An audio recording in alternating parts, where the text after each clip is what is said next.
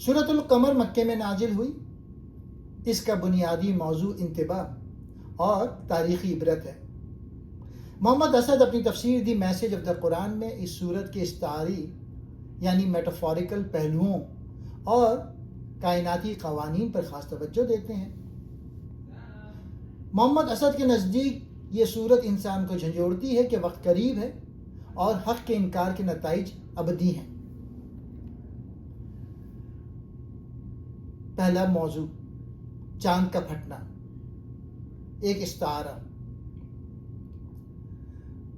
محمد اسد اپنی روایتی تفسیر میں مفسرین سے تھوڑا مختلف اور فکری نقطہ نظر پیش کرتے ہیں. وہ کہتے ہیں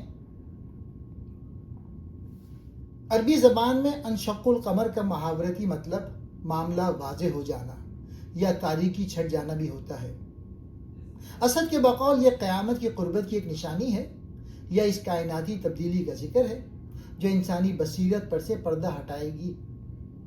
وہ اسے محض ایک مادی معجزے کے بجائے ایک عظیم الشان آفاقی حقیقت کے طور پہ دیکھتے ہیں.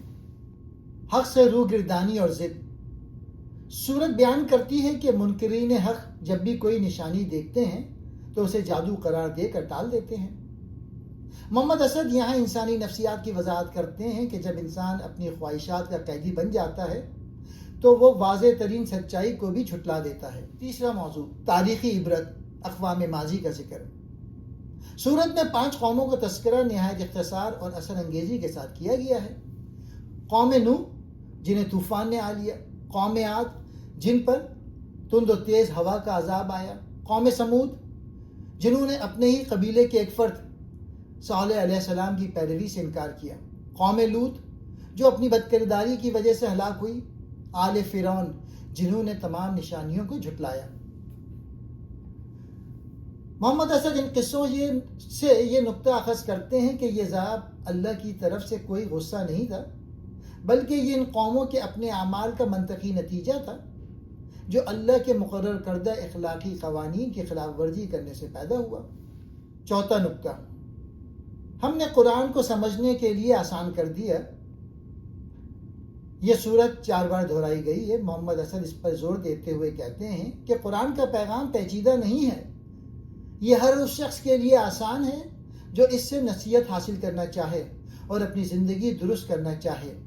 یہ فہم کے لیے دل کی آمادگی مانگتا ہے، محض علمی موشگافیاں نہیں.